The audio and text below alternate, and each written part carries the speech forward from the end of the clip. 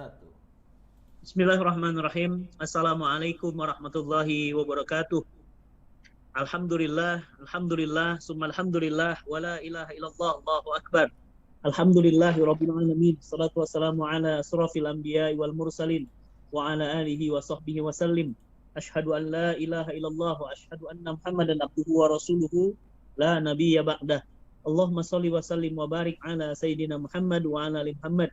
Alhamdulillah, sahabat cinta Quran dimanapun berada, bersyukur kita. Alhamdulillah pada malam hari yang berbahagia ini, Senin malam, kita masih diberi kesehatan, masih diberi kesempatan, dan masih diberi beraneka ragam peluang untuk meraih sebanyak-banyaknya bekal-bekal pulang menuju Allah Subhanahu wa Ta'ala. Salawat serta salam tercurah limpah kepada Nabi kita tercinta, Nabi Allah Muhammad Sallallahu Alaihi Wasallam. Semoga kita dan keluarga dan orang-orang yang kita cinta kelak akan mendapatkan syafaatnya di saat harta, tahta, dan kuasa tidak lagi mampu menjadi penolong kita. Sahabat cinta Quran dimanapun berada, alhamdulillah pada malam hari ini kita bisa bertemu lagi dengan rubrik yang kita tunggu-tunggu, Rumahku Surgaku. Dan pada malam hari ini menarik judulnya, Masya Allah, dan selalu menarik. Judul malam ini adalah gamophobia, takut menikah. Jujur saya juga baru dengar istilah ini, dan ternyata setelah mencari tahu, ternyata gamophobia ini sejenis ketakutan yang berlebihan. Ya. Nah, tapi penyebabnya kenapa ya? Dengar kata nikah itu bisa mencret gitu ya. Dengar kata nikah itu bisa meriang gitu, demam gitu. Jadi dengar kata meriang itu, dengar kata nikah itu yang dibayangkan adalah ketakutan, kekhawatiran, sesuatu yang sangat harus dihindari begitu, kayak kita ketakutan sama hantu gitu ya. Nah, ternyata penyakit ini sudah menjangkiti beberapa anak-anak muda ya, yang hari ini hidup di zaman serba bebas ya. Kemudian mereka khawatir ya kalau kemudian pernikahan itu menyapa mereka. Pertanyaannya, apa harus menikah? Apa nggak ada cara lain selain nikah? Ya, kita sebagai manusia biasa, apa harus jalan nikah? Ya, karena di negara-negara modern, teman-teman semuanya, nikah itu sesuatu yang ya dianggap apa ya, aneh gitu. Karena kalau mau menyalurkan hasrat seksual, ada boneka, ya kan? Ada apa lagi ya? Boneka, ada alat-alat pemuas kebutuhan gitu. Nah, jadi nggak perlu ada manusia. Repot loh manusia ngasih nafkah, mendidik, ya kan, hidup serumah, belum lagi dia keras kepala, kita keras kepala, sama-sama cadas ya, akhirnya repot. Dan harus komitmen lagi, setia sama dia gitu ya, harus pulang ke rumah, ribet lah. Nah, pemikiran-pemikiran seperti ini merajalela di antara anak-anak muda hari ini, dan mari kita akan bahas dengan ahlinya. Ada Ustadz Iwan Januar nih ya, Masya Allah, yang sudah bersama kita. Dan sahabat semuanya, agar semakin terus dan terus ramai yang menonton live, bukan tayangan ulang, karena kalau tayangan ulang itu sudah nggak fresh from the oven ya, nggak fresh lagi gitu ya. Jadi kalau nonton enaknya fresh langsung, ini baru keluar dari oven langsung nih ya. Nah, jadi bagi teman-teman semuanya, ayo kita klik tombol bagikan. Nah, di bawah tuh ada tuh tombol bagikan ya, klik, kemudian pilih ada WhatsApp, Telegram, ya, Facebook dan yang lainnya. Yuk kita share yuk sebanyak-banyaknya ya. Mudah-mudahan yang antum share itu menjadi jalan kebaikan, hidayah buat banyak orang. Alhamdulillah, Ustadz Iwan sudah bersama kita. Kita coba sapa dulu. Assalamualaikum warahmatullahi wabarakatuh, Ustadz Iwan. Waalaikumsalam warahmatullahi wabarakatuh, Ustaz Fatih. Berapa malam nih libur terus nih. Saya beresin tugas-tugas Ramadan, jadinya Masya Allah, teman-teman mohon doanya. Amin, amin, barakallah, barakah. Ya, mabruk. Tinggal 20 hari lagi, Ustaz. Betul, gak kerasa. Mudah-mudahan pertemuan dengan Ramadan, ya Allah. Amin. Mudah-mudahan panjang umur, kasih kesempatan. Amin. Mudah-mudahan Ramadan tahun ini Ramadan terbaik, Ustaz. Amin. Kita ya, kualitas kita. Dan Ramadannya Ramadan yang tenang, Ustaz. Nggak mau ribut-ribut gara-gara logo. Amin. Apalagi gara-gara azan ya, Ustaz. Dengar kabar terbaru, bahkan masjid-masjid untuk tilawah Quran selama Ramadan tidak boleh mengeraskan pengeras suara. Iya, betul. Kabarnya seperti itu. Sudah dibuat SK-nya begitu ya. Iya. Padahal cinta Quran, Ustaz, di tanggal 17 Ramadan mengadakan 100.000 juz partisipan. Itu kan pakai pengeras suara semua itu. Nah, berarti Menak akan berperang melawan cinta Quran. Seru juga ini. Tapi Menak akan berhadapan dengan Allah dan Amin. Rasulnya ya, Iya. kalau berhadapan dengan Quran ya. Baik, Ustaz, ini bahasan kita seru banget, gamophobia. Banyak yang ingin tahu apa sebabnya, kenapa terjadi, dan bagaimana Ustaz kalau ini menimpa kita. Tafadhol Ustaz. Baik. Terima kasih Ustadz Fatih. Bismillahirrahmanirrahim. Assalamualaikum warahmatullahi wabarakatuh. Alhamdulillahirabbil alamin wassalatu wassalamu ala nabiyina Muhammadin imamil mursyidin wal muttaqin wa ala alihi wa sahbihi ajmain wa man tabi'ahum bi ihsanin ila yaumiddin amma ba'du. Qala Allah Ta'ala fi kitabihil karim a'udzu billahi minasyaitonir rajim wa min ayatihi an khalaqalakum min anfusikum azwaja litaskunu ilaiha wa ja'ala bainakum mawaddata wa rahmah inna fi dzalika laayatil liqaumi yatafakkarun. Para sahabat cinta Quran, sahabat Amazing People, kemudian juga Ustadz Fatih beserta keluarga dan seluruh kru cinta Quran yang hari ini masih bekerja luar biasa di malam hari. Mudah-mudahan kita semua senantiasa di dalam lindungan dan rahmat Allah Ta'ala. Mudah-mudahan kita juga senantiasa diberikan taufik wal hidayah, bisa membedakan mana yang hak, mana yang batil, mana yang hidayah, mana yang dhalalah, sehingga kita bisa selamat di dunia ini dan juga mudah-mudahan mendapatkan kebaikan di akhirat serta dijauhkan dari siksa neraka. Amin ya rabbal alamin. Salawat salam kita limpahkan kepada siapa lagi kalau bukan kepada Habibullah wa Habibuna Nabi besar Muhammad Sallallahu Alaihi Wasallam beserta keluarganya, para sahabatnya dan para pengikutnya hingga akhir zaman, serta mudah-mudahan kita mengikuti apa yang disampaikan oleh baginda Rasul. Beliau sabdakan, taraktu fikum amroini, aku tinggalkan untuk kamu dua perkara, selama kamu berpegang pada keduanya lan tadillu abadan, tidak akan tersesat selama-lamanya, yaitu kitabullah dan sunnati, Al-Quran dan sunnah beliau. Nah, kita mudah-mudahan bisa ittiba ya dan juga berpegang kepada dua warisan baginda Rasul ini, sehingga kita juga mudah-mudahan berhak mendapatkan syafaat di yaumul akhir nanti. Amin ya rabbal alamin. Sahabat cinta Quran dan juga sahabat Amazing People yang dirahmati Allah, mendengar istilah fobia itu pasti sudah akrab ya. Ada yang namanya klaustrofobia. Yaitu orang yang takut dengan ruang yang sempit. Klaustrofobia. Jadi fobia itu artinya takut ya. Nah, ada klaustrofobia, orang yang dia itu takut masuk ke ruang yang sempit. Jadi kalau udah masuk ke ruang yang sempit itu sesak napas. Dia napas sesak, jantung berdebar lebih kencang, keringat dingin ya, kadang-kadang juga jadi memerah itu muka dengan kulit leher. Itu tanda-tanda dia mengalami fobia. Jadi bukan ketakutan biasa. Bedakan sama kalau kita misalnya takut misalnya ya dengan hantu misalkan, itu kan beda. Atau takut misalnya kita nggak mendapat nilai bagus waktu dulu sekolah atau kuliah, itu kan beda. Jadi kalau fobia ini dia sampai kemudian berdampak kepada kesehatan seseorang. Jadi ada gejala fisik itu yang muncul ya. Ada juga namanya akrofobia ya, takut ketinggian. Nah, itu akro tuh tinggi, fobia tuh ketakutan. Dia takut ketinggian. Jadi orang kalau sudah naik ya lift misalnya ya, bagi lift yang kaca gitu yang kelihatan kemudian view dari liftnya itu udah dia gemeter, keringat dingin, ya jantung berdebar, sama sesak nafas juga. Ada juga yang namanya arachnofobia, takut laba-laba begitu ya. Macam-macam, ada juga namanya yang takut jarum suntik. Jadi kalau jangankan melihat jarum suntiknya, itu baru membayangkan disuntik aja udah takut. Nah, itu kemarin-kemarin ketika lagi rame-rame suntik vaksin tuh kita banyak lihat ya, beredar video-video warga-warga yang mereka itu sampai demikian heboh ya, histeris karena takut disuntik oleh dokter seperti itu. Nah, ada yang sekarang ini memang juga digunakan ya dalam dunia kesehatan, itu gamophobia. Jadi ya. Ada juga Islamophobia, Ustaz. Ada juga Islamophobia. Kalau Islamophobia ini masalah iman ini, kalau Islamophobia. Masalah iman. Itu dengar azan langsung jadi keringat dingin ya. Gitu. Kalau kata Nabi yang dengar azan keringat dingin sampai kentut-kentut ya, durotun itu setan itu. Ya. Nah, jadi itu ya, ada istilah baru gamophobia. Kamu tuh menikah, fobia itu takut ya.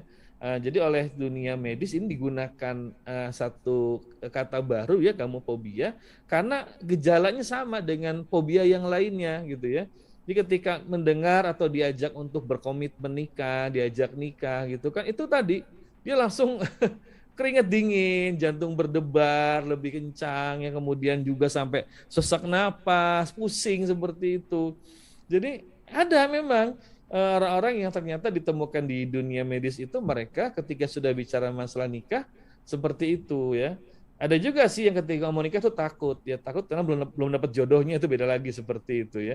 Jadi kalau yang ini dia sampai kemudian takut dan muncul kemudian gangguan-gangguan kesehatannya seperti itu. Kenapa ketika mendengar kata nikah, diajak diskusi masalah nikah, kemudian juga ketika diajak menikah, komitmen untuk menikah itu muncul kemudian apa namanya simptom-simptomnya, yang gejala-gejalanya itu secara kesehatan tuh nampak.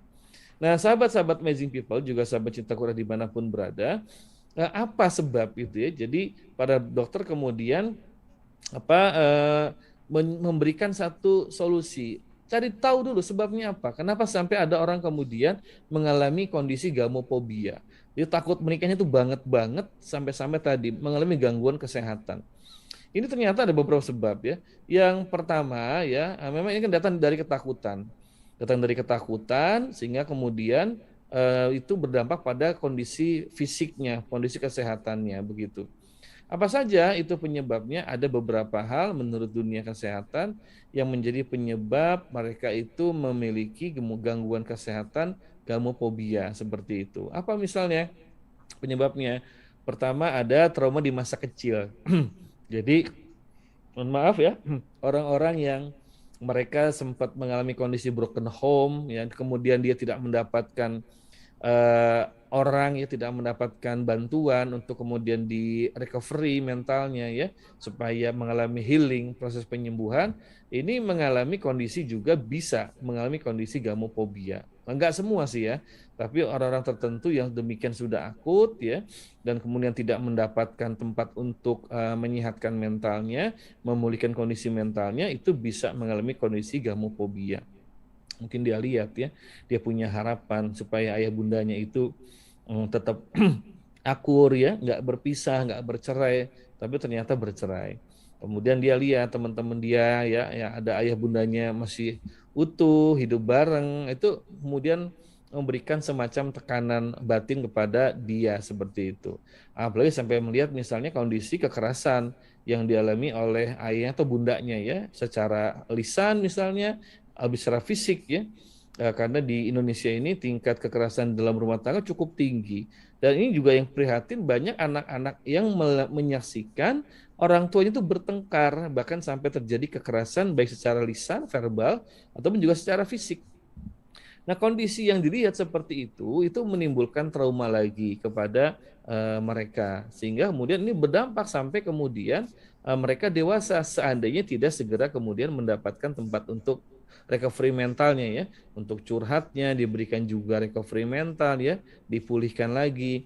Kalau nggak mendapat seperti itu dan dia pun mohon maaf ya, dia juga terus dalam kondisi demikian ya, tidak berusaha untuk memulihkan mentalnya sendiri, datang misalnya ke tempat-tempat pengajian, majelis taklim, atau ngobrol dengan orang yang bisa membantu recovery mental, itu akhirnya juga membuat dia juga sulit untuk bisa lepas dari trauma seperti demikian. Nah, jadi ini juga sangat penting ya untuk sahabat-sahabat Amazing People seandainya, tapi mudah-mudahan tidak ada ya. Seandainya ada yang pernah mengalami kondisi seperti itu, sangat penting untuk apa? Ikut kajian-kajian keislaman ya, agar apa? Bisa mengalami recovery mental. Bahwa nggak semua pernikahan itu berakhir kandas ya. Nggak semua laki-laki atau perempuan itu, suami atau istri itu buruk ya tabiatnya. Nah, ada memang yang mengalami kondisi dia lihat misalnya ayahnya itu kejam, ayahnya itu sumber masalah dalam keluarga, atau sebaliknya ibunya seperti itu, akhirnya muncul tadi trauma terhadap sosok laki-laki misalnya ya, karena lihat ayahnya berperilaku buruk, atau trauma pada perempuan karena melihat ibunya tabiatnya buruk seperti itu.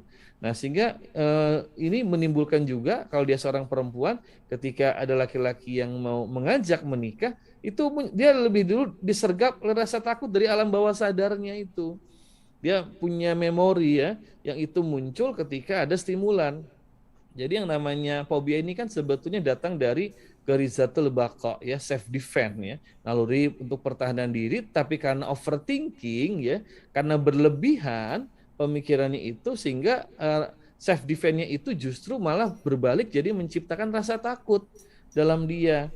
Jadi begitu dia misalnya seorang, andai kata dia seorang akhwat ya, seorang muslimah, ada laki-laki seorang iwan yang mengajak dia menikah, itu alam bawah sadarnya lebih dulu kemudian mendahului pemikiran dia. Dan dia kemudian karena tadi dia tidak menemukan orang atau tempat untuk mendapatkan recovery mental, sehingga akhirnya disergap oleh alam bawah sadarnya, langsung ya dia keringat dingin misalnya ya, atau dia menghindar bicara masalah itu, atau dia malah pergi meninggalkan laki-laki yang ingin serius mengajak dia berumah tangga ya, dan lain sebagainya.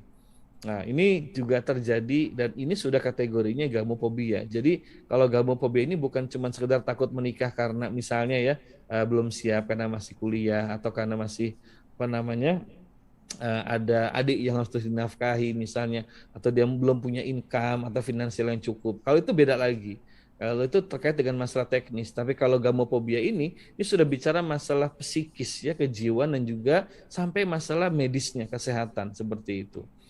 Atau juga ya ada orang-orang yang mungkin mereka sudah pernah menikah dulunya dan pernikahannya berakhir buruk ya, itu mereka juga sama dicekam dengan ketakutan. Misalnya pasangannya selingkuh gitu ya, yang dia sudah punya harapan bahwa pasangannya itu baik, setia, ya bisa dipercaya. Jadi ekspektasinya tinggi ya, tapi ternyata kemudian pasangannya demikian dan dia dapati apalagi ternyata pasangannya selingkuh dengan orang dekat dia, apa dengan teman dia ya, dengan sahabatnya misalnya, atau juga dengan ada beberapa kasus ya, nauzubillah, kita juga pernah bahas pada pekan lalu dengan saudara iparnya seperti itu. Itu menimbulkan luka yang sangat dalam bagi yang bersangkutan. Nah, sama kalaupun ini tidak segera dia melakukan recovery mental ya, pemulihan mentalnya itu, ini bisa nanti berlarut-larut kondisinya sehingga dia mengalami gamophobia seperti itu. Nah, sahabat-sahabat amazing people yang dirahmati Allah Subhanahu wa taala, ada juga muncul gamophobia itu karena overthinking. Jadi berpikir yang berlebihan. Misalnya apa? Takut nanti kalau mengalami KDRT. Karena dia lihat mungkin orang tuanya, dia lihat mungkin saudaranya, dia baca berita, dia dengar kawannya alami seperti itu. Maka begitu mendengar kata nikah, saya sudah punya ketakutan. Oh, gimana nanti kalau saya menikah? Nanti saya dipukul oleh pasangan saya misalnya. Nah, kata yang perempuan atau yang laki-laki juga berpikir, gimana kalau nanti menikah atau istri saya ternyata dia nggak setia, dia jalan sama orang lain di belakang saya seperti itu. Ini juga muncul. Jadi overthinking, ketakutan yang berlebihan sehingga kemudian menimbulkan fobia seperti itu ya. Ada juga yang overthinkingnya itu karena masalah finansial juga, memang ada juga ya. Tapi ini overthinking, ini sampai kemudian berlebihan. Oh, nanti kalau saya sampai menikah 3 tahun, 5 tahun belum punya rumah, wah di sengsara saya, kasihan anak istri saya seperti itu. Jadi itu ketakutannya sangat overthinking. Ketakutan tentang masalah sesuatu yang itu sebetulnya belum ada begitu ya, tapi terlalu difikirkan. Akhirnya mendatangkan fobia, mendatangkan juga rasa takut seperti itu. Takut nanti misalnya anaknya lahir cacat atau nanti anaknya kemudian sakit ya, dan lain sebagainya seperti itu. Ini beberapa penyebab-penyebab ya yang menurut para ahli medis bisa kemudian menciptakan gamophobia pada seseorang. Yang tadi penampakannya begitu dia bicara masalah menikah, bicara masalah rumah tangga, diajak menikah, dilamar, itu udah ketakutannya muncul dari alam bawah sadarnya sehingga membuat dia kemudian kesulitan untuk bisa berkomitmen untuk menikah. Nah, sahabat-sahabat amazing people yang dimuliakan Allah Subhanahu wa taala, ya tentu setiap penyakit itu ada obatnya ya. Nabi sallallahu alaihi wasallam bersabda, Allah menurunkan penyakit dan juga obatnya. Maka berobatlah kata Nabi, seperti itu.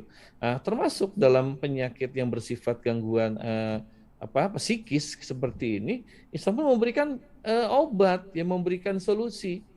tentang rasa takut, ya, tentang kecemasan, tentang galau, juga kemudian tentang ketakutan yang overthinking. Itu Islam memberikan solusi kepada umat manusia. Allah telah menurunkan Al-Quran dengan fungsi tibyanan likulli syai', menjelaskan segala sesuatu. Itu ada di dalam Al-Quran. Allah juga berfirman, Al-yawma akmaltu lakum dinakum. Pada hari ini kusempurnakan untukmu agamamu. Jadi Allah sudah menjadikan Islam sebagai din, agama yang syamilan dan kamilan, yang lengkap dan menyeluruh seperti itu. Sehingga masalah-masalah seperti ini, fobia yang terkait dengan masalah rumah tangga, itu solusi juga ada. Nah, tetapi solusi yang diberikan Islam itu bukan solusi yang kanan atau kiri, tapi Islam itu memberikan solusi yang khas sesuai dengan ideologinya, itu ideologi Islam. Jadi dalam kalau kita nanti buka seputar kajian-kajian pernikahan, bicara masalah pernikahan, sahabat-sahabat semua, itu tidak melulu bicara masalah yang sifatnya muluk-muluk, ekspektasinya tinggi, yang manis-manis ya, nanti punya rumah yang aduh bagus ya, pasangan juga lucu, setia, suka senyum-senyum, membantu, nanti punya anak-anak yang lucu, itu kan ekspektasi kita. Ya tidak ada salahnya kita punya harapan seperti begitu, tapi jangan lupa untuk juga senantiasa down to earth ya. Kita juga senantiasa berpikir yang realistis. Jadi ketika bicara masalah mau menikah begitu kan, maka teman-teman semua, sahabat-sahabat Amazing People yang dirahmati Allah Subhanahu wa taala, Allah mengingatkan bahwa menikah itu salah satu jalan untuk membuka pintu rizki. Di dalam Al-Quran Allah sampaikan dan Allah ingatkan untuk kita semua ya, iyakunu fuqara, kalau orang yang menikah itu fakir, mereka punya harta tapi nggak cukup untuk nafkah keluarga, apa kata Nabi SAW? Ya, iyakunu fuqara, maka firman Allah Ta'ala dilanjutkan, yughnihullah min fadli. Allah jadikan dia menjadi kaya karena fadilah, karena rizki karunia yang Allah berikan pada mereka. Ini salah satu ya tentang masalah fobia, bicara masalah rizki ya, bicara masalah tentang kemudian kondisi finansial segala macam. Allah sudah memberikan satu solusi tadi ya, bahwa Allah berjanji iyakunu fuqara, kalau yang menikah itu orang yang fakir, maka Allah janjikan yughnimullah min fadlih, Allah buat mereka itu menjadi kaya, menjadi cukup. Nah, ini ya. Jadi jangan khawatir sahabat-sahabat Amazing People, di dalam Islam itu diberikan solusi, diberikan mu'alajah, diberikan asyifa, obat penawar untuk setiap penyakit yang melekat dalam hati manusia, dalam pikiran manusia, seperti itu ya. Nah, apa saja? Di antara yang pertama, sahabat-sahabat Allah muliakan, Islam itu bukan agama yang condong ke kanan atau condong ke kiri. Islam tidak kemudian ya memberikan syarat-syarat yang begitu berat begitu kan, sampai kemudian kita nggak bisa berumah tangga, nggak bisa menikah. Di dalam hadis, dalam Al-Quran tidak ada disebutkan ya barang siapa yang menikah belum punya rumah maka bukan golonganku. Nah, itu nggak ada itu yang seperti itu ya. Jadi Allah Ta'ala dan juga Nabi tidak pernah memberikan syarat-syarat memberatkan. Atau siapa yang menikah tapi upahnya masih di bawah UMR, maka dia tidak barokah nikahnya. Itu juga nggak ada seperti itu. Jadi yang pertama, Islam tidak pernah memberikan syarat-syarat yang berat. Bahkan kalau kita baca di dalam hadis Nabi SAW, Nabi mengatakan pernikahan yang paling besar barokahnya, itu yang paling mudah maharnya, seperti itu. Nah, buat laki-laki, ya kalau bisa berikan mahar yang the best, yang terbaik untuk calon istri ya. Kalau bisa memberikan ya cincin berlian, ya berikan cincin berlian seperti itu ya.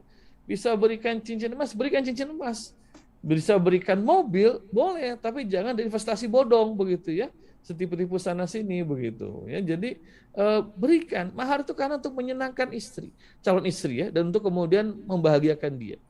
Namun ternyata Nabi mengatakan bahwa pernikahan yang paling besar barokahnya itu yang paling mudah di dalam maharnya. Nah, jadi sini Masya Allah ya, Islam ini bukan yang kemudian satu sisi memberikan syarat-syarat yang berat.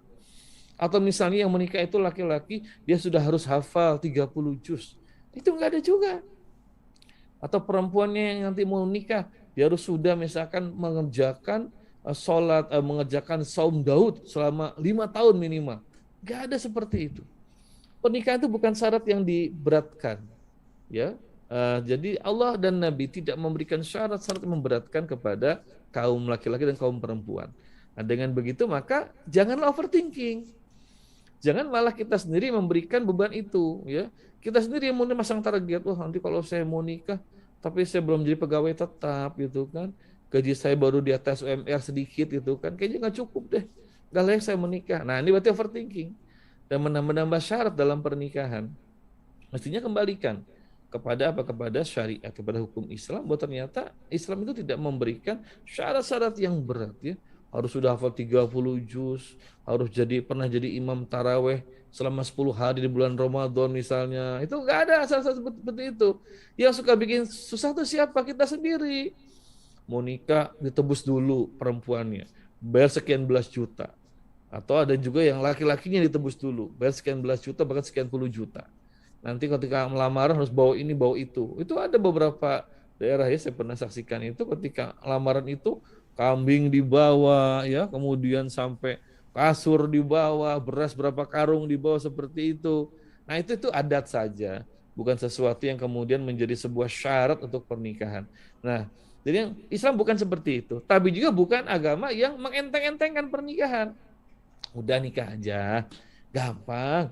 Nanti juga datang sih dari Allah. Enggak begitu juga, ya.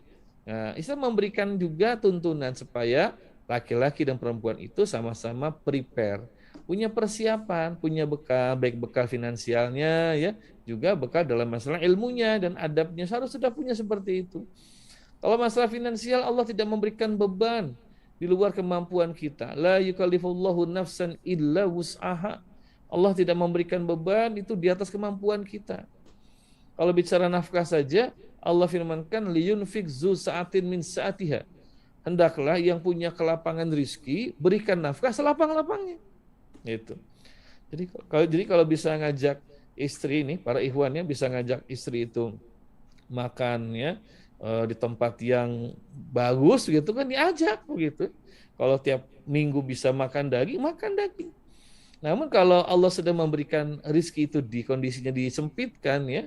Nah, di situ Allah sebutkan waman qudira ali rizquhu, siapa yang Allah sedang sempitkan rizkinya, begitu maka dia Allah perintahkan memberikan nafkah dengan apa yang Allah berikan pada dia.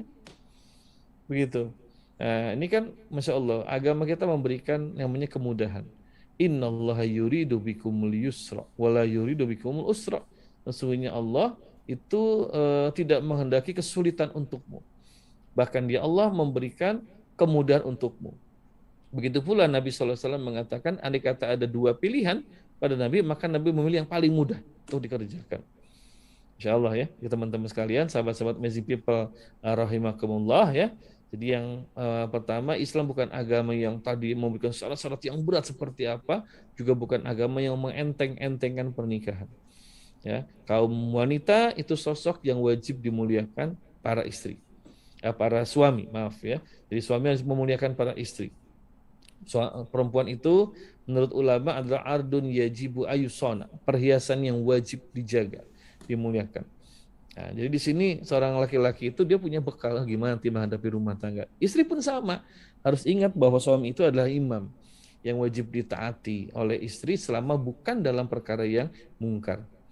Yang kedua, sahabat-sahabat Amazing People rahimakumullah, yang juga menyebabkan, ya, itu banyak muslimah yang mereka takut bicara nikah, atau ikhwan takut juga bicara nikah begitu, karena memang mereka ini belum mendapatkan gambaran secara islami apa yang mesti dilakukan, ya. Jadi yang kalau pertama tadi bicara tentang masalah trauma, ya, masa kecil dan apa yang mesti dilakukan. Nah, kalau kedua bicara tentang nih kalau nikah terus bagaimana? Apa dong yang jawabannya? Ya harus talabul ilmi, harus mencari ilmu. Bagaimana seorang muslimah itu mau menikah, maka dia persiapkan diri. Dan janganlah berpikir persiapan diri itu ketika mau nikah. Saya mau nikah nanti umur 29 atau 28. Nanti baru belajar bab nikah seumur itu. Aduh, ini apa namanya? Ada waktu yang terbuang sia-sia. Nah, dimanfaatkan untuk apa? Talabul ilmi. Jadi dengan talabul ilmi itu kita punya gambaran yang utuh, yang benar tentang nikah itu seperti apa. Bukan cuma bicara manis-manisnya, tapi juga bicara tentang segala hal yang memang perlu dibenahi oleh umat di dalam masalah seperti ini. Baik, ini para hadirin sahabat-sahabat cinta Quran dan sahabat-sahabat Amazing People dimanapun berada, ini beberapa solusi yang bisa diberikan. Setelah itu apa lagi? Nah, teman-teman semua, tadi kalau kedua itu siap-siap untuk tolabul ilmi, mempersiapkan diri, membaca buku, ikut acara-acara atau kajian dimanapun, atau termasuk yang online seperti itu. Nah, kalau yang kedua ini bicara tentang masalah, yaitu terutama keyakinan pada rizki. Kita harus yakin sebagai hamba Allah bahwa ada rizki yang Allah berikan pada setiap makhluk yang ada di bumi, termasuk pada hewan kecil. Itulah kalau kita baca, maka Nabi Sulaiman sampai menghentikan pasukannya, mempersilahkan rakyat semut ini masuk ke dalam sarangnya seperti itu. Nah, para hadirin, sahabat-sahabat cinta Quran dan sahabat Amazing People yang dimuliakan Allah Subhanahu wa taala, maka yang kedua ini sangat penting sekali, ada kemudian untuk apa? Untuk mencari ilmu dan juga untuk senantiasa belajar kepada orang-orang yang mereka sudah membangun rumah tangga dan sebagainya. Itu kesempatan untuk banyak kemudian belajar. Nah, yang berikutnya apalagi kemudian, sahabat prinsip Allah muliakan, hilangkan overthinking. Jangan mencemaskan sesuatu yang itu belum tentu terjadi dan kita nggak tahu begitu ya. Orang mau naik pesawat takut jatuh ya. Orang mau apa namanya kapal laut takut tenggelam seperti itu. Ini kan overthinking, ketakutan yang berlebihan seperti ini. Yang ini malah merugikan diri kita sendiri. Ya, sebagai muslim bahwa kita sudah ditanamkan keyakinan tentang yang namanya takdir Allah, ya qada dan sebagainya. Bahwa hidup ini ada pilihan. Ketika Allah berfirman falhamaha fujuraha wa taqwaha. Maka Allah ilhamkan pada dia itu fujuraha, jalan yang fujur, yang rusak, wa taqwaha, juga jalan yang takwa. Jadi apa yang terjadi oleh di tengah-tengah umat hari ini Allah akan memberikan bantuan kemudahan. Syaratnya apa? Talabul ilmi. Kemudian juga banyak bertanya. Kemudian juga yang berikutnya apa? Menjaga sikap masing-masing. Menjaga ego suami istri agar jangan sampai kemudian suami istri ini malah tadi ya bertengkar, ribut dan sebagainya seperti itu. Sahabat Amazing People yang Allah muliakan, terlebih lagi nanti ya dalam kehidupan Islam bahwa para pemuda-pemudi itu mereka akan dididik dengan pendidikan yang Islami sejak kecil sampai nanti besar, supaya mereka memiliki pemahaman yang benar tentang kehidupan pernikahan, punya keyakinan yang benar tentang masalah rizki dari Allah Subhanahu wa taala. Nah, ini jadi sahabat-sahabat semua yang Allah muliakan, jangan lupa ya bahwasanya di sini agama menuntun kita untuk prepare, bersiap. Bersiapnya bukan nanti menjelang mau nikah, tapi ketika seorang muslimah dia sudah masuk usia akan menikah, sudah mulai kemudian pendalaman pengkajian sehingga tahu apa yang merupakan hak dan kewajiban suami dan istri dalam kehidupan rumah tangga seperti itu. Nah, dalam Islam nanti negara ada negara yang wajib kemudian melindungi dan meriayah mengurusi urusan masyarakat. Mungkin kedengarannya aneh ya, kok sampai negara ngurusin pernikahan? Itulah negara yang diatur dengan syariat Islam akan menata dan mengatur kehidupan manusia agar sesuai dengan Quran dan Sunnah. Misalnya tentang larangan nikah beda agama. Dalam Al-Quran sudah ada ya. Malah ada mengatakan Islam Al-Quran menghalalkan. Dari mana? Faktanya bahwa Al-Quran malah mengharamkan pernikahan beda agama ya. Terutama yang muslimah nggak boleh menikah dengan semua laki-laki non-muslim. Itu hukumnya jelas mutlak. Dan para ulama tidak hilafiyah dalam masalah ini. Ini pentingnya thalabul ilmi untuk mengetahui seluk-beluk masalah pernikahan. Baik itu yang terkait dengan hak kewajiban suami istri ya, juga tentang adab-adab pergaulan secara umum. Bahwa suami istri harus saling tolong menolong, saling membantu, saling meringankan tugasnya. Kalau enggak nanti kasihan, banyak perempuan tuh yang mereka trauma mau nikah karena kebayang nanti nyuci, ngepel, masak, ngurus anak, ketakutannya berlebihan, ini overthinking. Kalau sudah dijalani enggak demikian. Kalau pernikahan sudah dijalani, apalagi dengan landasan iman dan mengharap ridho Allah Ta'ala, nah itu kondisinya akan beda. Jadi seorang muslimah ketika dia menikah dengan menyandarkan diri kepada Allah, beriman kepada Allah, pasrah kepada Allah sambil juga ikhtiar tentunya. Nah, itu akan dia mendapatkan ketenangan, ya. Dan kemudian juga akan hilang tuh yang namanya gamophobia itu. Yang ada malah orang kan berebut untuk menikah. Kenapa? Karena satu fadilahnya sangat besar. Nah, ini buat sahabat-sahabat Muslim People ya. Kadang-kadang yang bertanya kenapa sih harus nikah begitu? Satu, ini merupakan satu perintah agama. Dan kalau agama sudah memerintahkan sesuatu, maka itu ada kebaikan di sana. Kata ulama, haitsu yakunu syar'u takunul masalah. Di mana ada hukum syarak, di situ ada kebaikan, ada maslahat. Jangan dibalik ya. Islam itu tunduk pada maslahat. Yang betul Islam itu senantiasa mensupport, ya, bahwa nanti negara itu akan mensupport, memberikan bantuan, membimbingan, termasuk juga akan apa? Akan kemudian memberikan bantuan finansial kepada para pemuda yang mereka ini sudah masuk usia nikah tapi mereka belum sanggup. Karena apa? Tidak ada biaya. Itu maka para khalifah itu salah satunya Khalifah Umar bin Khattab memutuskan untuk kemudian meringankan biaya pernikahan. Juga di masa berikutnya Umar bin Abdul Aziz sampai ada insentif ya buat para pemuda yang akan menikah itu diberikan, digelontorkan dari harta zakat. Karena apa? Karena memang nikah itu bukan hanya masalah pribadi. Nah ini ya, ada orang mengatakan, ya biar nggak nikah urusan dia sendiri begitu kan. Kenapa kita mesti repot? Tidak demikian. Di dalam Islam masalah jangan masalah nikah, masalah sholat saja kewajiban bersama. Ya kan? Kita harus sama-sama bangun masjid, kemudian juga nanti sama-sama memakmurkan masjid seperti itu. Dalam pernikahan apalagi lebih jelas ada dua orang yang terikat dengan akdu nikah. Mestinya mereka dikooperatif, saling kerjasama. Kan begitu. Kalau ingin sukses sebagai tim, ya harus kerjasama suami dengan istri. Sama-sama paham mana kewajiban istri dan bagaimana kasih sayang di antara suami dengan istri. Ya. Dengan begitu maka masalah trauma untuk takut menikah itu akan hilang. Kalau kita mendalami hukum pernikahan dalam Islam. Buat para muslimah jangan khawatir bahwa Islam itu mengharamkan KDRT. Ya, beda dengan kemudian suami menegur istri, itu memang kewajiban, tapi nggak boleh menggunakan kekerasan pada pasangan, kepada anak-anak seperti itu. Ada hukum yang melindungi umat. Nah, dalam Islam negara harus turun tangan. Jadi bukan cuma dalam masalah minyak goreng yang sedang langka sekarang ini, dalam masalah pernikahan, betul nikah itu kata undang-undang barat urusan privat. Tapi menurut undang-undang Islam, nikah itu urusan pribadi dan juga urusan keluarga dan urusan masyarakat, bahkan urusan negara, seperti itu. Nah, itulah makanya di zaman Nabi beberapa wanita mendatangi Nabi minta dijodohkan. Karena mereka tahu Rasul ini bisa memilihkan laki-laki yang baik untuk perempuan yang baik seperti itu. Nah, para hadirin, sahabat-sahabat cinta Quran dan sahabat Amazing People yang dirahmati Allah Subhanahu wa taala. Jadi teman-teman semua, ini harus talabul ilmi, dalami itu. Yang berikutnya apa ya? Yang keempat adalah apa? Kemudian pahami dan cari solusi terhadap ketakutan yang ada. Misalnya takut terjadi KDRT. Coba ngobrol dengan para ustadz-ustazah tentang perihal bagaimana KDRT seperti itu. Kalau kita paham, maka tidak akan takut.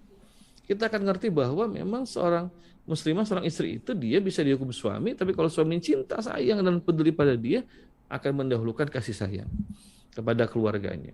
La yafraq mu'minun mu'minatan, kata Nabi, jangan seorang laki-laki beriman menjelek-jelekan perempuan beriman, maksudnya istrinya seperti itu. Diingatkan oleh Nabi. Bahkan Allah juga mengingatkan wa ashiruhunna bil ma'ruf. Jadi kata Allah Ta'ala, pergaulilah istrimu dengan pergaulan yang ma'ruf, yang baik seperti itu. Nah, ini maka harus dalami. Nah, begitu bicara masalah cukup nggak ya untuk pasangan baru nih, income 3 juta, 4 juta cukup kan sebulan ya? Wah, yang seperti ini banyak orang bisa menjawab itu. Ya. Di antaranya Fatih bisa jawab nanti itu dia gitu kan. Bagaimana bisa survive rumah tangga itu, Masya Allah itu. Ya. Sekarang ini kan karena banyak nontonnya Indra Ken gitu kan, punya segala macam. Wah, kayaknya harus begitu. Crazy Rich. Crazy Rich ya. Akhirnya jadi kebanting begitu kan. Wah, kayaknya kalau suami nggak punya gitu, calon suami nggak punya, kayaknya nggak bisa begitu kan. Yang laki-laki juga begitu. Kalau kayak gitu gimana bisa nikah? Coba ngobrol. Banyak orang-orang yang mereka itu, ya bukan dari nol sih, bukan. Tapi mereka tuh berangkat dari keadaan keyakinan, insya Allah saya punya rezeki, saya punya nafkah, saya bekerja, nah, insya Allah saya bisa membangun rumah tangga seperti itu. Dan banyak yang kemudian Masya Allah, Allah berikan kemudahan ya. Dan ini juga merupakan janji dari Allah, janji dari Rasul. Seperti itu. Nah, karena memang ada yang mengalami gamophobia karena aduh, gimana ya? Saya mau nikah sementara calon suami gajinya masih sama dengan UMR begitu kan ya. Aduh, gimana begitu kan. Wah, kayaknya nggak cukup deh seperti itu. Nah, Masya Allah. Teman-teman sekalian, yang namanya kehidupan seorang mukmin itu pondasinya akidah. Di antara akidah itu yang kemudian dibimbing adalah konsep tentang masalah rizki, seperti itu. Nah, kalau bicara rizki itu nggak ada kalkulator yang bisa ngitungnya. Kenapa? Karena itu betul-betul goib, betul-betul itu mutlak pemberian dari Allah Subhanahu wa taala. Dan Allah menjanjikan wa may yattaqillaha yaj'al lahu makhrajan wa yarzuqhu min haitsu la yahtasib. Siapa yang bertakwa pada Allah, Allah buka jalan keluar dan berizki dari pintu, dari jalan yang tidak disangka-sangka. Nah, kayak yang kelima atau yang terakhir, dan teman-teman semua, sahabat Misi People, kokohkan iman. Kokohkan iman. Pelajari lagi konsep tentang masalah jodoh, masalah qada dan qadar atau takdir. Pelajari juga tentang konsep rizki, ajal, kaitan antara rizki itu dengan amal soleh. Nah, itu tuh gak pelajari. Jadi kalau bicara rizki itu nggak bicara masalah otak dan otot kita, begitu ya. Banyak orang mereka itu mungkin ototnya lemah, atau juga otaknya nggak pinter-pinter amat. Tapi Masya Allah, Allah buka pintu rizki itu yang sangat luar biasa ya. Banyak orang-orang yang mereka itu IP-nya mungkin ya luar biasa, punya bosnya ternyata cuman lulusan SMA begitu. Itu satu hal yang, itulah Allah maha memberi rizki. Itu nggak ada kaitan dengan masalah hina atau tidak hina. Ini betul-betul Allah yang memberikan rizki pada seseorang seperti itu. Nah, maka yang terakhir, yang kelima ini adalah kokohkan iman kita. Ini kuatkan iman kita. Karena pondasi kehidupan, termasuk pondasi kehidupan keluarga itu, ya iman kita kepada Allah. Nanti aja rizki, ya sakit, musibah, ketika rumah tangga berjalan, sandarkan pada Allah Ta'ala. Ya, bukan berarti kita tidak ikhtiar, bukan. Tapi ini bagian awal. Sebagai pondasi itu kita yakin bahwa Allah itu memang zat yang maha perkasa. La haula wa la quwata illa billahil aliyyil azim.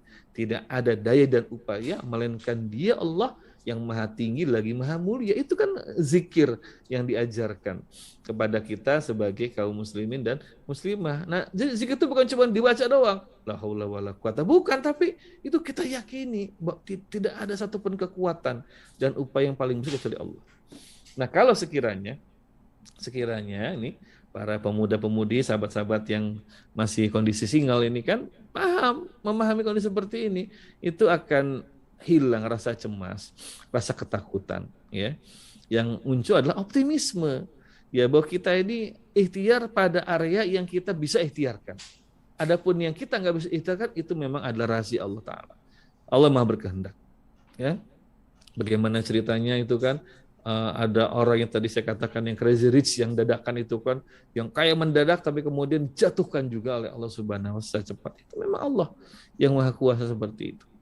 Nah, sahabat-sahabat semua yang dirahmati Allah Ta'ala, kalau 5 jurus ini dipahami dan juga diamalkan, maka kita bisa mengusir gamophobia itu. Ya, mengusir gamophobia. Malah kita jadikan gamophobia sebagai apa? Sebagai salah satu challenge kita, tantangan kita untuk kita taklukkan dengan tuntunan agama, tuntunan syariat. Nah, kalau ini yang terjadi, insya Allah nanti kaum muslimin muslimah, teman-teman yang masih single ini, itu akan yakin, mantap untuk melangkah menuju pernikahan. Asal juga bertemu dengan orang-orang tepat yang bisa mensupport. Tapi kalau ketemu dengan orang-orang sama-sama juga bicaranya menunda nikah, bicaranya juga takut menikah, itu akan mempengaruhi pikiran dan benak kita juga seperti itu. Oleh karenanya, terakhir sebagai penutup dari saya, ya kita harus ngaji dalam Islam, ketemu dengan orang-orang yang tepat untuk bisa kemudian mendorong, ya, menaikkan energi kita untuk kemudian siap menuju pernikahan, menghilangkan gamophobia. Ini barangkali yang bisa saya sampaikan pada forum yang terbatas. Insya Allah mudah-mudahan ya bermanfaat, bisa membantu teman-teman terutama yang masih single ya, untuk kemudian melangkah menuju pelaminan akad nikah, baik yang ikhwan maupun yang akhwat sama-sama ada motivasi yang kuat. Motivasi kuat itu muncul karena pondasi akidah yang kuat. Dengan begitu maka tidak ada kekhawatiran, kecemasan. Selama masih berikhtiar, selama masih kepala itu kita bisa bergerak kanan kiri, Allah masih buka pintu rizki untuk kita semua. Jadi ini yang bisa disampaikan. Mudah-mudahan nanti bisa memberikan dorongan, motivasi, optimisme pada teman-teman semua ya. Jadi bisa menghilangkan gamophobia. Dan malah muncul kemudian dorongan untuk senantiasa yakin tawakal pada Allah. Maka itu barangkali saya kembalikan pada Safati selaku host malam ini. Assalamualaikum warahmatullahi wabarakatuh. Waalaikumsalam warahmatullahi wabarakatuh. Teman-teman semuanya, alhamdulillah ya. Dengar pemaparan Ustadz Iwan tuh runut gitu ya. Dari mulai fakta, keadaan, penyebab, kenapa itu terjadi, sampai kemudian bagaimana solusi Islam. Teman-teman semuanya, kabar gembira buat teman-teman semua yang hadir malam ini, Masya Allah. Kalau ngobrolan nikah tuh selalu rame ya, Masya Allah. Silakan teman-teman semuanya klik tombol share, bagikan ke grup-grup WhatsApp, grup-grup Telegram ya. Dan kabar gembira, di Cinta Quran Store, buku-buku karangan guru kita, Ustadz Iwan Januar lagi diskon 20%. Wah, lumayan ini. Ada buku jelang resah menjelang nikah. Wah, ini penting nih buku nih. Usir resah jelang nikah. Masya Allah ya. Ini bukunya diskon teman-teman semuanya. Caranya admin akan klik tombol Cinta Quran Store ya. Ini judulnya menggelitik ya. Usir resah jelang nikah dan mengapa menikah itu menyenangkan ya, Masya Allah. Nah, bagi teman-teman semuanya silahkan bisa hadir, bisa ikut ya, membeli buku ya, jelang resah jelang resah untuk usir resah jelang nikah, Ustaz. Jelang menikah, Masya Allah.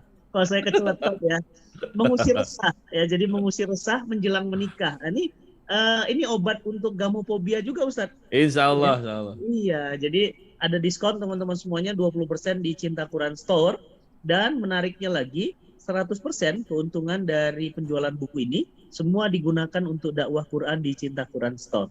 Ya, teman-teman semuanya manfaatkan diskonnya. Dan malam ini kita latihan untuk banyak-banyak bersedekah sebelum nanti masuk Ramadan.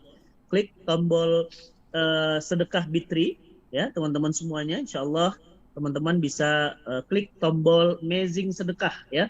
Ustadz, ini ramai sekali komentar-komentar dan curhat-curhat juga pertanyaan, Ustadz. Masya Allah. Ustadz, bagaimana kalau ada orang yang mengatakan begini, Ustadz? Udah, kalau nikah karena untuk bahagia mendingan gak usah nikah. Tapi menikahlah karena ibadah. Itu gimana, Ustadz? Iya. Menggelitik. Iya, bismillahirrahmanirrahim ya.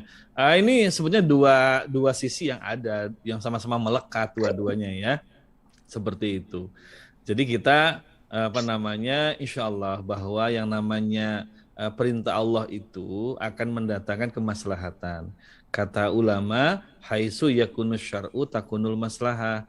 Di mana ada syariat Allah, ada hukum Allah, di sana ada kebaikan, ada maslahat. Orang sholat ya, sholat itu insya Allah itu kita niatkan semua lillah, ikhlas ya. Wa ma umiru illa liya'budullaha mukhlishina lahuddin. Tidaklah diperintahkan melainkan untuk apa? Untuk kita ini mukhlisin lahuddin. Jadi orang yang ikhlas untuk agama. Kita sholat 5 waktu, sholat sunat itu karena Allah. Namun Allah memberikan satu kebaikan ya. Apa firman Allah? Qad aflahal mu'minun. Sungguh berbahagia, sungguh beruntung orang yang sholat. Jadi orang yang sholatnya khusyuk, Allah berikan kebahagiaan, Allah berikan ketenangan ya. Juga Allah sampaikan wasta'inu bisobri wassalah. Minta tolonglah dengan sabar dan dengan sholat kepada Allah, seperti itu. Orang yang sholat itu juga Allah janjikan mendapatkan pertolongan dari Allah Ta'ala. Jadi jangan khawatir, ini dua sisi yang melekat, yang gak terpisah. Ketika orang itu mengerjakan perintah Allah atau orang meninggalkan sesuatu yang dilarang oleh Allah, akan memberikan kebaikan pada dia. Seperti itu. Nah, kebaikan itu tentu tidak datang seperti bayangan kita, wah jadi Toto punya rumah gitu kan, tipe villa ya begitu ya, kemudian juga langsung punya ya macam, enggak demikian, tapi sesuatu itu menenangkan. memberikan kita tuh sakinah, ketenangan seperti itu. Nah, jadi insya Allah nikah itu sesuatu yang kita jalankan, jelas ini merupakan perintah agama, ya. Nah, dan orang yang menjalankan perintah agama, Allah akan berikan yang namanya as-sa'adah, yang namanya kebahagiaan. Jangankan orang yang menikah, orang yang berhaji saja, yang dia keluar uang sampai puluhan bahkan ratusan juta, ya, yang dia berpanas-panas, berpayah-payah, dia merasakan bahagia ketika itu. Apalagi menikah, ya, di gedung-gedung yang megah, ber-AC, makanan berlimpah, tamu datang mengucapkan kalimat tahniah, maka insya Allah akan datang sakinah, mawadah, warohmah. Insya Allah di dua sisi yang melekat pada satu perintah Allah atau satu hal yang Allah larang. Ketika kita taat pada Allah, dua sisi ini lilahnya dapat, ibadah karena Allah dapat, dan bahagia juga insya Allah dapat. Itu insya Allah. Alhamdulillah teman-teman semuanya. Jadi kita sekarang jadi paham ya bahwa jangan ada ketakutan yang berlebihan ya. Jadi ini juga nyambung saat ada yang bilang gimana kalau nanti saya nikah, Masya Allah, nanti saya nggak bisa ngerawat orang tua yang sudah sepuh. Ya, jadi saya takut Ustadz, karena kalau sudah nikah pasti suami nggak ngizinin tuh. Nah, itu saya jadi nggak bakti sama orang tua saya gitu loh. Saya nggak mau gitu. Iya, insya Allah ini satu niatan yang baik ya teman-teman ya. Tetap ingin birrul walidain ya, sampai orang tua itu kemudian ya sehat atau nanti orang tua berpulang pada rahmat Allah, tetap kita bisa berbakti pada orang tua. Yang pertama bahwa kita harus senantiasa yakin dengan janji dari Allah Ta'ala. Bahwasanya insya Allah kalau kita baik, Allah pun akan memberikan kita kebaikan juga. Termasuk pasangan yang baik, seperti itu ya. Dan kita juga yakin dengan apa yang disampaikan dalam hadis qudsi, ana inda zoni abdi bi. Aku bergantung pada prasangka hambaku kepadaku. Kalau prasangkanya baik, aku berikan kebaikan pada dia. Nah, maka teman-teman yang punya keadaan seperti itu, misalnya ini karena dia anak perempuan satu-satunya ya, dan atau anak tunggal, malah dia punya orang tua yang sudah lanjut usia, sakit seperti itu, maka angkat kedua tangan kita, ya, angkat ya, munajat pada Allah, minta ya Allah berikan aku pasangan yang juga sayang kepada kedua orang tuaku. Begitu. Jadi minta pada Allah. Jangan malah jadi kekhawatiran. Ingat, kita tidak bisa ya dan tidak tahu bagaimana nanti orang yang akan datang untuk melamar kita ya, melamar Antuna sebagai seorang akhwat ya. Tetapi kita bisa mengerjakan apa yang Allah perintahkan. Apa? Bermunajat, berdoa kepada Allah, minta kepada Allah agar Allah memberikan seorang laki-laki, suami yang bukan cuma sayang kepada diri Antuna sebagai seorang istri, tapi juga kepada orang tua. Jadi doa pada Allah, terus doa, minta ba'da sholat, ketika qiyamul lail, ketika saum, ketika safar, terus berdoa pada Allah, ya, minta agar tadi ya mendapatkan pasangan yang masya Allah tuh memiliki rasa sayang kepada keluarga dan juga kepada kedua orang tua. Lawan kekhawatiran itu dengan apa? Berdoa pada Allah Subhanahu wa taala, karena Allah adalah mujibus sa'ilin, zat yang mengabulkan semua permintaan ya. Jadi begitu jawabannya. Alhamdulillah ya, jadi ini tujuannya mulia ya, memuliakan orang tua, birrul walidain, pahalanya besar ya, keutamaannya besar, tapi enggak juga begitu ya. Mohonlah pada Allah agar diberikan jalan keluar, yakni diberikan suami. Ustaz, ternyata suaminya lebih sayang sama ibunya ya, Luar biasa, dibandingkan betul. dengan sayangnya kepada ibu sendiri gitu. Masya Allah, betul. Itu banyak Safati. Saya banyak Masya dapat Allah. cerita ya. Iya. Baik itu yang kondisinya itu suaminya yang punya ibu sepuh atau istri yang punya orang tua yang sudah lanjut, Iya. itu suaminya malah luar biasa. Iya, Atau iya. istrinya juga luar biasa. Itu Masya Allah. Bahkan sampai keluarga besannya juga punya perhatian kepada orang tua istri atau orang tua suami. Itu hal yang Allah itu yang maha Rahman wa Rahim. Jangan khawatir teman-teman. Ya, teman-teman punya niat baik, birrul walidain, don't worry, la tahzan. Allah memberikan apa yang insya Allah kita minta. Insya Allah, alhamdulillah. Mudah-mudahan ya teman-teman Allah karuniakan pasangan hidup yang sayang sama orang tua kita. Amin. Saat ini pertanyaan lagi, gimana kalau saya mengalami luka batin yang sangat dalam sehingga trauma. Saya kemudian diganggu oleh setan sehingga saya ketakutan betul menghadapi pernikahan dan menemukan jodoh. Karena benar-benar saya itu luka batin yang sangat dalam pernah saya alami gitu. Ya. Bismillahirrahmanirrahim. Sahabat Amazing People, juga sahabat Cipta Quran yang mudah-mudahan dalam lindungan Allah Subhanahu wa taala. Yang pertama bahwasanya kita jangan mengeneralisir. Semua orang itu akan memberikan perlakuan yang sama kepada kita sebagaimana pengalaman dulu pernah dialami. Enggak semua orang seperti itu. Ya. Tidak semua orang seperti demikian. Yang kedua, bahwa kita ini harus senantiasa memiliki harapan, memiliki roja, memberi harapan kepada Allah. Dan punya harapan kepada Allah, harapan yang baik, roja itu sesuatu yang memang Allah perintahkan. Wala ta'iasu min rauhillah, ya, begitu firman Allah. Jangan putus asa dari rahmat Allah. Bayangkan teman-teman, Nabi Yunus yang sudah ditelan ikan besar, itu tetap yakin Allah memberikan pertolongan walaupun dia tahu bahwa beliau ini punya kesalahan.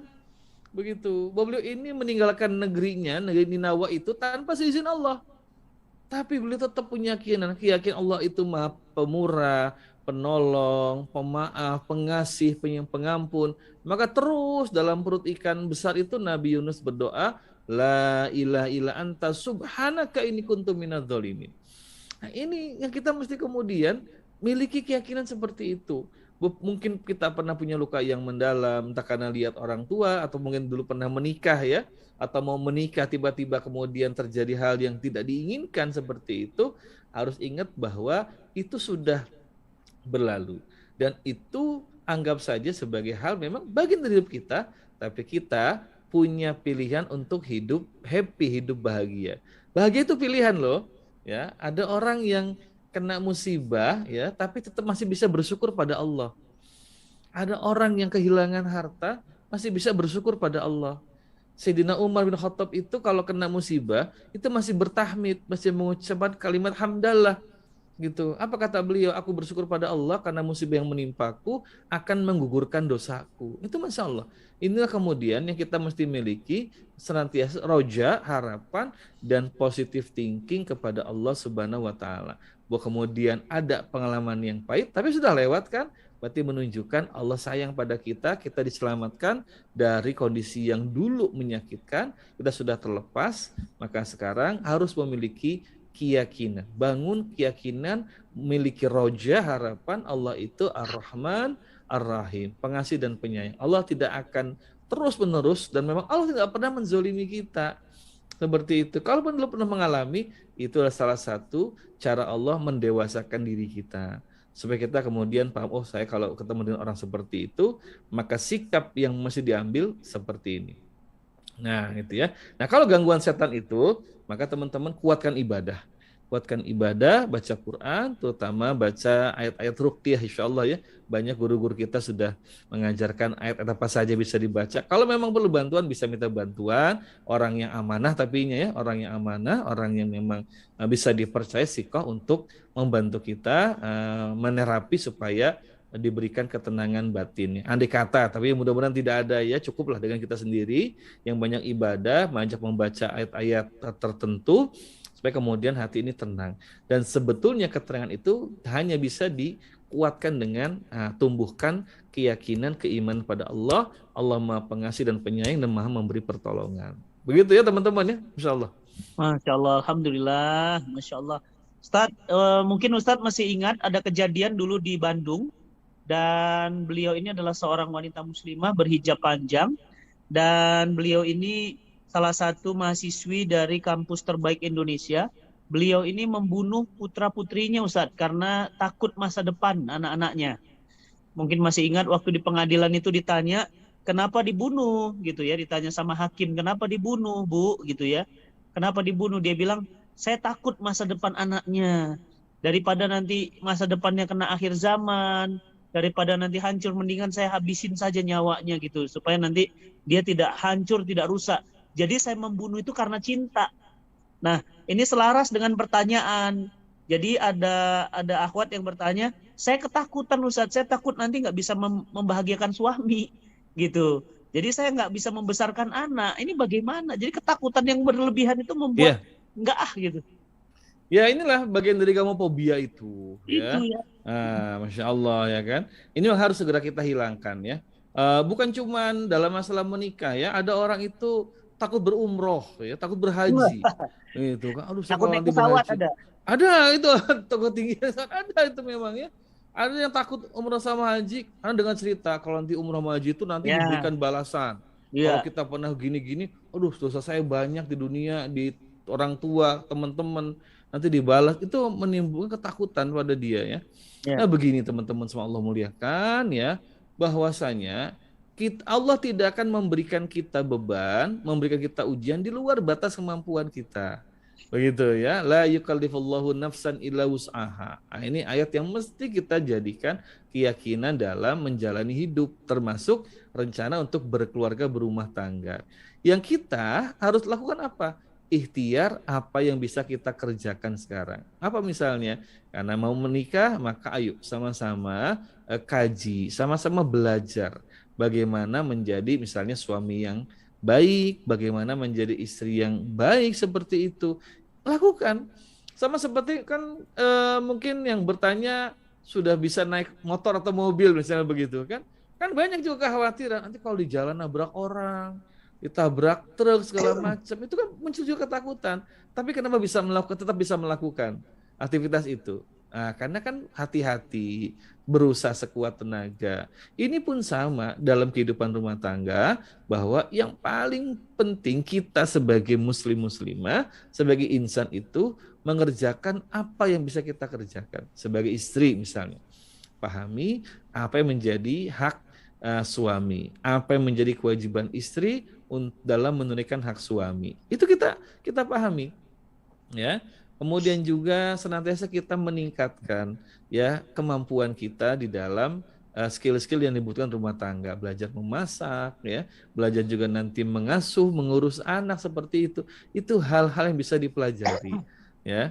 Jadi makanya teman-teman sekalian, Allah memberikan kita akal, memberikan kita juga kemampuan ya, naluri dan juga fisik. Itulah yang Allah jadikan untuk kita sebagai modal mengarungi hidup ini, termasuk dalam berumah tangga. Maka jangan memikirkan hal yang belum terjadi dan jangan memikirkan hal-hal yang itu tidak perlu kita pikirkan. Nanti gimana kalau nanti anak saya cacat, gimana kalau nanti anak saya begini loh. Iya. Kita kan nggak tahu seperti itu ya. Kita tetap berhusnuzon pada Allah Subhanahu wa Ta'ala. Atau nanti gimana kalau ternyata suami saya nggak suka dengan saya karena saya ternyata tidak seperti yang dia bayangkan. Loh, kita kan nggak tahu seperti itu. Yang penting berikhtiar menjadi seorang muslimah yang baik, istri yang baik, dan laki-laki pun sama. Berikhtiar menjadi suami yang baik pula. Seperti itu. Dan jangan lupa kita ini punya Allah ya. Maka senantiasa kita bermunajat, minta pada Allah agar kita diberikan cinta orang yang cinta pada Allah. Ya, dan juga diberikan amal yang bisa mengantarkan kita pada cintanya Allah. Allahumma inni as'aluka hubbaka wa hubba may yuhibbuka. Ya Allah, aku minta cintamu dan cinta orang yang mencintaimu. Itu jadi bangun optimisme, lakukan apa yang bisa kita lakukan, kemudian kita banyak bermunajat, banyak berdoa, meminta kepada Allah agar ketika nanti berumah tangga dikumpulkan dengan orang yang mencintai kita karena Allah, dan kita pun diberikan cinta oleh Allah Subhanahu wa Ta'ala. Berumah tangga itu pasti ada ujian, ya, itu hal yang mesti dipahami. Oh, enggak nikah juga ujiannya ada gitu kan. Nikah juga ujiannya sama-sama ada ujiannya begitu kan. Nah, kalau menikah itu bedanya apa? Kita mendapatkan fadilah yang luar biasa. Berumah tangga itu separuh dari agama, banyak ladang amal soleh yang didapatkan seorang istri dan suami dalam kehidupan berumah tangga. Kalau masalah ujian, ya baik itu nikah nggak menikah, sama-sama akan mendapatkan ujian. Hanya bedanya orang yang menikah itu, apalagi menikahnya karena Allah, maka Allah berikan dia fadilah, keutamaan yang besar. Begitu ya. Mudah-mudahan bisa dihilangkan rasa takutnya itu.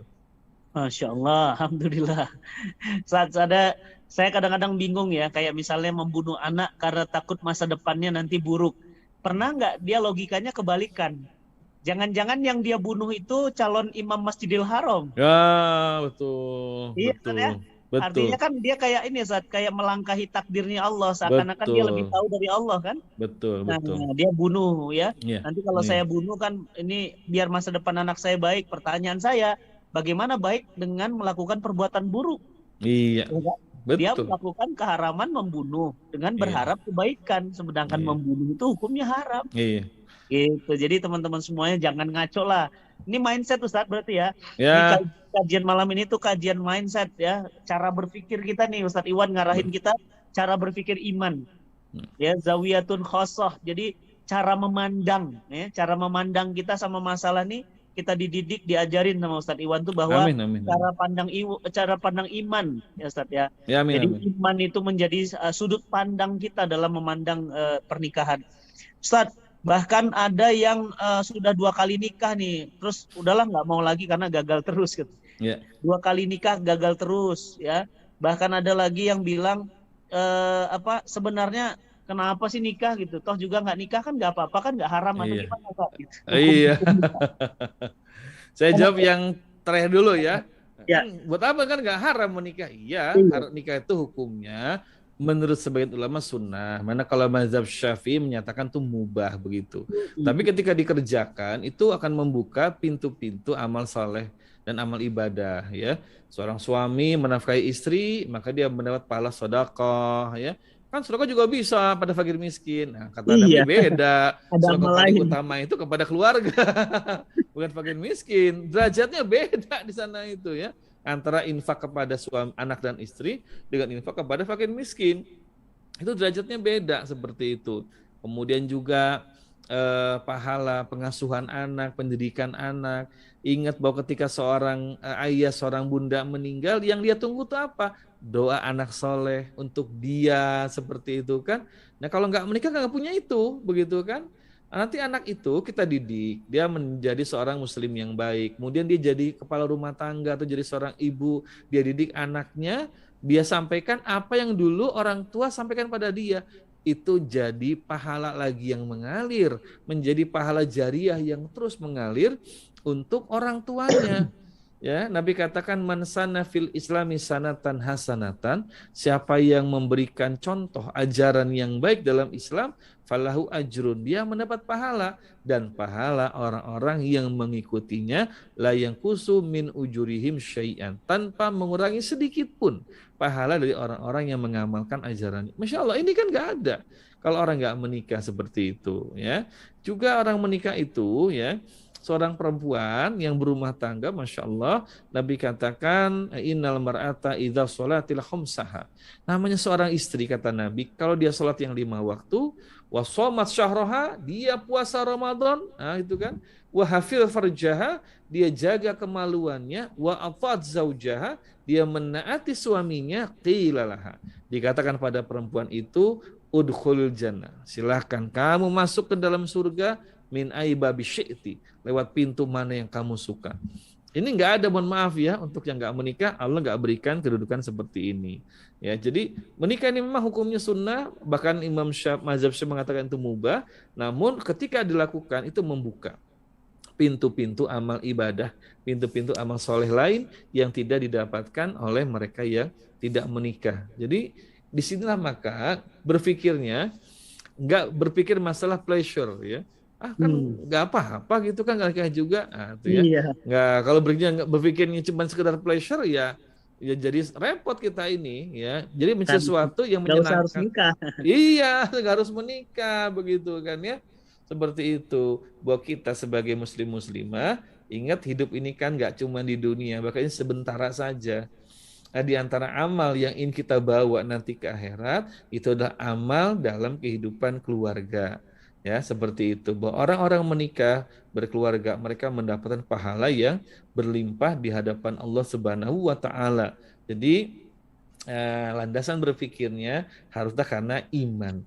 Kita bicara tentang ridho Allah, bahwa kita ini hidup ingin membawa pahala yang besar, pahala yang banyak, diantaranya pintu pernikahan seperti itu. Terus tadi yang pertama ya, sudah menikah 2 kali tapi gagal dalam rumah tangga, ya Masya Allah, ini salah satu ujian.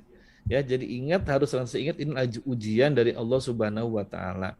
Ya, ujian dari Allah Subhanahu wa taala, dan kedua sebagai juga bahan kita untuk senantiasa menaikkan ya kemampuan diri kita. Kita melakukan senantiasa muhasabah pada diri kita, apa yang menjadi sebab rumah tangga itu kemudian kok ternyata kandas.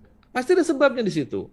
Nah, seorang muslim dan muslimah dia belajar dari apa yang terjadi, mengapa gagal, mengapa kandas, kemudian dijadikan sebagai hikmah untuk apa kemudian tidak terulang lagi dalam kehidupan rumah tangga yang berikutnya.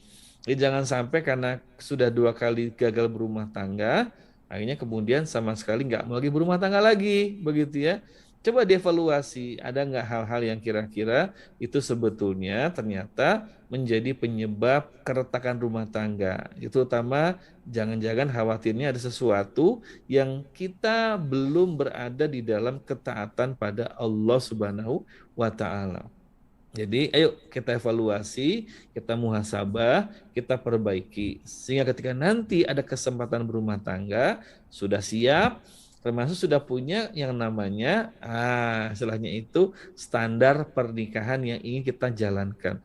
Pasangan saya harus seperti apa, keadaannya bagaimana, tentu semua di dalam ukurannya adalah syariat. Ukurannya adalah agama. Begitu ya, mudah-mudahan Allah berikan kemudahan, Allah berikan juga kebaikan.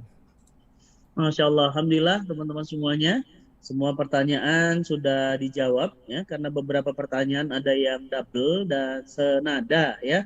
Dan teman-teman semuanya jangan lupa miliki buku-buku pernikahan menjelang pernikahan karya guru kita Ustaz Iwan Januar. Ini banyak sekali dan ada diskon 20% ya. Linknya ada di bawah ini buat teman-teman malam ini saja ya. Ayo dibeli bukunya buat teman, boleh jadi hadiah ya. Hadiahnya ya, Masya Allah, hadiahnya buku, mulia sekali ya. Dan jangan lupa teman-teman semuanya, yuk sedekah yuk malam ini, karena sedekah yang antum berikan ini malam ini akan digunakan untuk menghantar hidayah keliling dunia. Ustadz Iwan mohon doanya, karena sebentar lagi jadi endemi, ini mau ngajak Ustadz Iwan keliling Indonesia ya. Jadi selama ini kita mainnya online Ustadz, Bismillah mohon doanya, kita akan roadshow keliling Indonesia ya, ngadakan training parenting, keluarga sakinah dan yang lainnya. Dan mudah-mudahan Ustadz Iwan sehat-sehat. Kita akan keliling Indonesia, mulai terbang-terbang lagi Ustadz ya. Dulu Ustadz Iwan juga keluar kota ya, pandemi jadinya manja Ustadz, biasa zoom aja. Jadi malas ya. Bisa ngopi jadinya di rumah. Iya.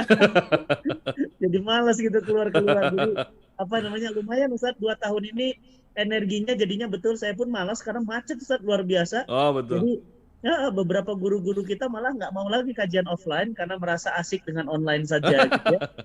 Tapi saya merasa bahwa kajian offline lebih dapat sih daripada online ya, Iya. teman-teman semuanya. Tapi mungkin beda ya, bagaimana pendapat antum? Mungkin bisa beda-beda ya.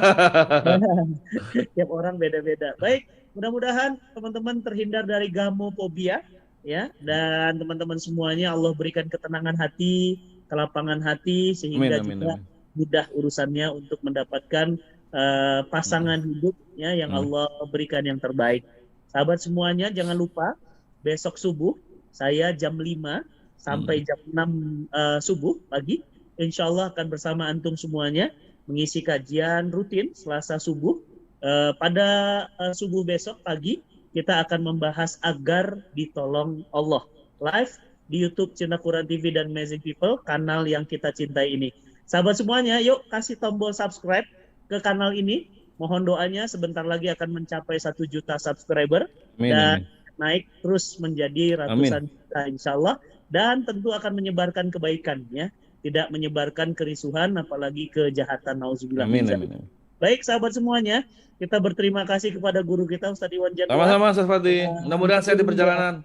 Insya Allah saat teriring doa, Ustadz Iwan juga sehat-sehat terus. Amin. Dan mudah-mudahan kita bisa ketemu Ramadan. Sahabat semuanya, satu lagi pengumuman, tidak pernah lupa. Jangan lupa gabung menjadi partisipan di Quran Initiation. 100.000 partisipan, 1 orang 1 juz.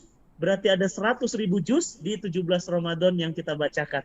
Setara dengan 3.300 kali khatam Quran. Dan ini adalah event perhelatan terbesar pertama di dunia yang diadakan oleh Cinta Quran Foundation. Mohon doanya mudah-mudahan dilancarkan dan mohon doanya teman-teman semuanya, semoga Allah Subhanahu wa taala menjadikan ini wasilah untuk mewujudkan Indonesia cinta Quran.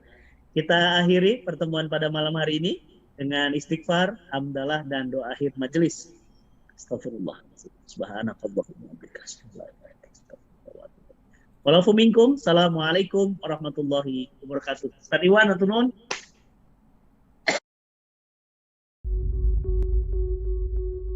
Saudara, jumlah penduduk miskin Indonesia bertambah menjadi 27,56 juta orang. Pemirsa, kualitas pendidikan Indonesia yang merupakan satu keluarga karena terlibat jaringan peredaran narkoba.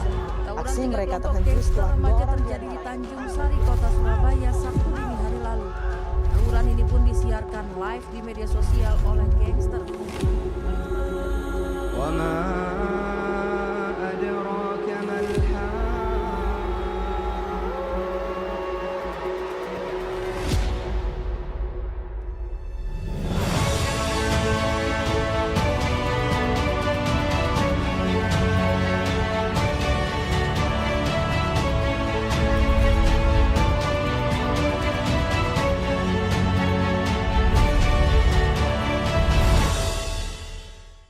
Ketika berseluncur di sosial media, mana yang lebih sering sahabat lihat? Tayangan yang mendekatkan diri pada Allah, atau malah membuat kita lalai untuk beribadah?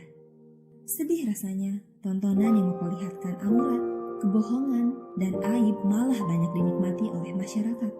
Padahal Allah Subhanahu wa Ta'ala berfirman, sesungguhnya pendengaran, penglihatan, dan hati, semuanya itu akan diminta pertanggungjawabannya. Quran Surat Al-Isra ayat 36. Alhamdulillahnya, Cinta Quran TV sejak tahun 2016 konsisten memproduksi konten-konten Islami guna mencerdaskan umat melalui tadabbur Quran dan kajian keislaman oleh para asatids. Mari bersama kita mengambil peran untuk hadirkan tayangan Islami agar syiar Quran dapat tersebar pada keluarga muslim di seluruh negeri. Dukunganmu pada Syiar Quran Project, bantu Cinta Quran TV, gemakan Quran ke seluruh Nusantara.